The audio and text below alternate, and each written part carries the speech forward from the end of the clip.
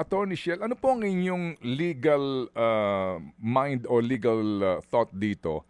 Kasi alam po naman natin, di ho ba, na hindi pa po natalakay ng kasalukuyang Senado yung articles of impeachment. Ano po? At ito po ay, sabi po ni SP Cheese, tatalakayin po sa June 2 sa opening po ng kanilang last regular session. Ano po? Okay? Yes, ako po looking forward sa mangyayari sa Senado pag nag-resume sila sa June 2. Opo. So, Attorney Shell, kung ito po ay tatalakayin sa plenaryo and they will acknowledge receipt, opo, ano po ba sa inyong kaalaman po ang dapat na maging proseso po dito sa pagtalakay ng Senado at sa kanila pong convening bilang impeachment court? What will happen next po kaya? Maganda kung makita po natin kung ano yung magiging rules of, sabihin na lang natin, engagement or procedure para sa darating na impeachment trial. Kasi yun yung magiging batayan din ng paghahanda ng prosecution panel. At yan ay magandang talakayin nila pag resume nila ng session. Opo, kayo ho ba'y nagpahapyaw na ng review doon sa yung pong pinakahuling impeachment rules nila during the corona trial? Medyo familiar naman ako sa mga previous rules. Pero hindi rin natin masasabi na yun din ang iiral na rules sa darating na impeachment trial. Nasa sa Senado yan. Oo nga po. So sir, ito lang po, no? Kumbaga theoretical lang po, Attorney Shell, ano? Kung mag-convene sila as an impeachment court, manumpa sila bilang mga senator judges, so obviously po dahil 6 session days lang nalalabi sa 19th Congress na ito, hindi po talaga nila matatapos ito, no? Ito pong trial na ito. Ito pong kinakaharap ni VP Sara. Do you agree? Malamang, Ted, hindi nila matatapos yan. Maganda sana kung nung una pa lang na i-transmit ang articles of impeachment, naglabas na sana sila ng procedure. Kung halimbawa, kung itutumbas nila yan sa procedure sa court ngayon, na bago isalang ang isang testigo ay meron munang judicial affidavit, tapos pagsalang niya ay cross-examination na, mabilis ang magiging proseso.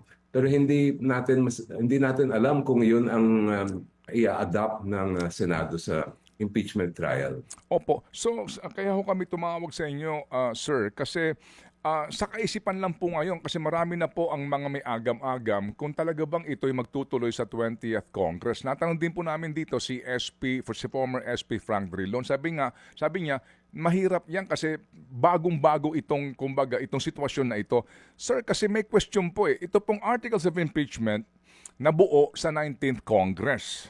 So ito po'y inihain ng 19th Congress sa Senado.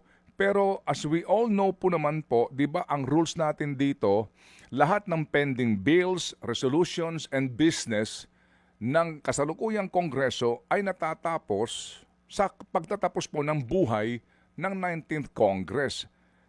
Meron pong question kung makakatawid ba itong articles of impeachment na ito sa 20th Congress? Will this still be valid? What do you think, Attorney? Well, actually, pinagdi-discuss din yan sa legal community. Pero meron kasing desisyon ng Supreme Court na sinabi ng Supreme Court, although ibang ang context, na the Senate is a continuing body. Dahil unlike the House of Representatives na lahat ay natatapos ang term, meron pa rin na 12 senador na nakaupo. Diba? Tuloy-tuloy. Kaya yun ang ginawang design ng ating konstitusyon, na there will always be 12 sitting senators. Yung papalitan lang tuwing election ay yung the remaining 12.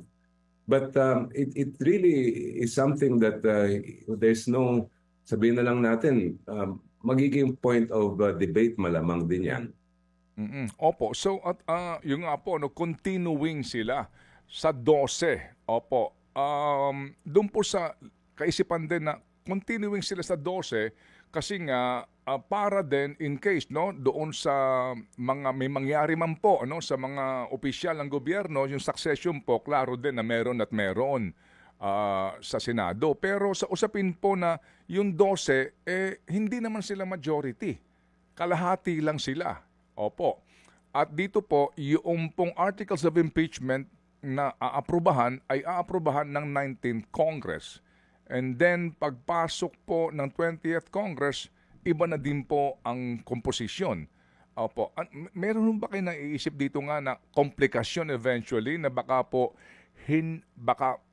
umaabot na naman po ito sa Supreme Court? Maari mangyari yon, pero meron din isang maaring mangyari na kung ito, kailangan pag-aralan pa ito, pero this just came to mind, na kung i-transmit, kung umabot tayo sa puntong yon, i-transmit ulit ng Kongreso ang articles sa 20th Congress. Kung gano'n ang mangyayari, ay wala nang magiging issue pagdating sa kung meron bang jurisdiction o pwede bang ituloy yung trial. But again, this is something that has to be studied. Opo, I'm opo. just exploring options with you, Ted. Opo, yes sir. Opo, kasi nga po, ngayon pa lang nga, maganda pag-usapan na po ito. Parang mapaghandaan na ang lahat. Pero doon po sa inyong binabanggit na iyan, isa rin pong kaisipan dyan ay kung nag-file ka na ng impeachment complaint laban sa Vice Presidente, sa pamamagitan po ng formal na articles of impeachment, and then magpa-file ka ulit sa 20th Congress, nilalabag mo yung 1-year ban sa paghahain ng impeachment complaint sa isang impeachable official. Ang pagkaalam ko kasi yung 1-year ban ay applicable yan sa pag-file ng complaint sa House of Representatives.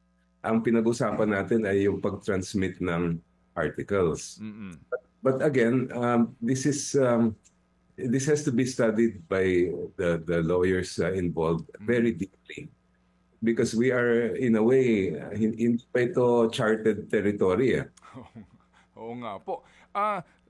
Pwede bang maging cure dito, maging paraan dito po, Attorney Shell, yung dito sa impeachment rules na gagamitin ngayon ng Senado sa impeachment trial ni VP Sara ay ilagay na yung provision na iyon na yung articles of impeachment and the impeachment trial may proceed sa 20th Congress to make will that be a caution, so to speak, Attorney? They can do that. Ngayon, kung ano yung magiging legal effect at consequences niyan ay hindi pa natin masasabi. Pero yung nga, pwede naman nilang gawin kung sakasakali po, Attorney, no? Yes. Okay. Sel? Attorney, meron lang po akong hindi naiintindihan sa simpleng pag-iisip kasi nga medyo legal at technical yung usapan. Yung sinasabi po ninyo kanina na pwede naman na isubmit uli sa 20th Congress yung articles of impeachment.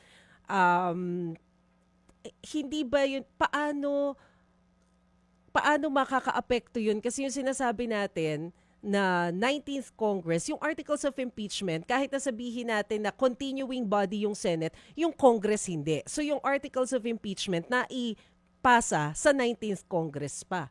I mean, magkaiba pa rin yung Congress and Senate. So, hindi ba yun conflicting? Well, yun ay isang option lang na naisip ko, ha. I'm not saying na yun ang dapat mangyayari. This is really uncharted territory, kaya kailangan pag-isipan ng mabuti at pag-aralan din ng mabuti ng mga lawyers involved, both from the Senate and the House, kung ano ba yung pinaka-maigi na paraan para maituloy.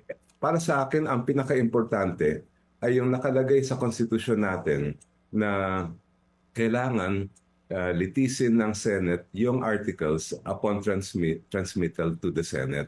Kaya nung una pa lang ay medyo we were wondering kung bakit nga nung una ay hindi agad-agad na aksyonan na. Nung na-interview ako dati, I had pointed that out, that the obligation on the Senate is henceforth ang nakalagay. Ang ibig sabihin ng henceforth ay dapat agad-agad nila aksyonan.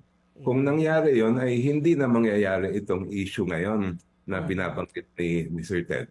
Pero sir, yung sinasabi mo kanina na posible, nandun yung posibilidad na madala siya sa Supreme Court, Pwede bang makialam yung Supreme Court dito kahit na alam natin na ito ay impeachment proceeding? Technically, it's a political proceeding na ang may hawak talaga dapat ay Senado and not the Supreme Court. Yes, at usually sa mga ganyan na sitwasyon, kasi nga meron tayong separation of powers, hands-off ang Supreme Court dyan. Pero at this point, hindi rin natin masasabi kung ano yung magiging response ng court kasi depende rin yan kung ano yung mga ihahain na arguments kung sino man na magfa-file. Depende sa pag-craft nila ng petition kung ano yung tinututukan nila. Pero pwede ho ba, attorney, kasi nga, bagamat June 11 supposed to be ang kanila pong adjournment, nitong 19th Congress, pwede namang magkaroon ng pagpapatawag ng special session para sila magtuloy-tuloy. After all, ang bisa naman ng kanilang panunungkulan ay hanggang June 30 pa. Tama rin yun, Ted. Officially, ang term ng mga senators ay matatapos before noon of June 30 of this year. At pwede rin pong yung trial magpatuloy hanggang bago mapaso ang kanilang term of office para nga ma-resolve ang ilang mga usaping legal. At para pagpasok ng 20th Congress, hindi na po kakain pa ng mahabang panahon at mabaon tayo sa politika kasi nga meron na pong paparating na budget season. Tama yun. And at least kung gano'n na mangyayari, matatapos na yung buong issue na yan. Kaya nilang gawin po yan.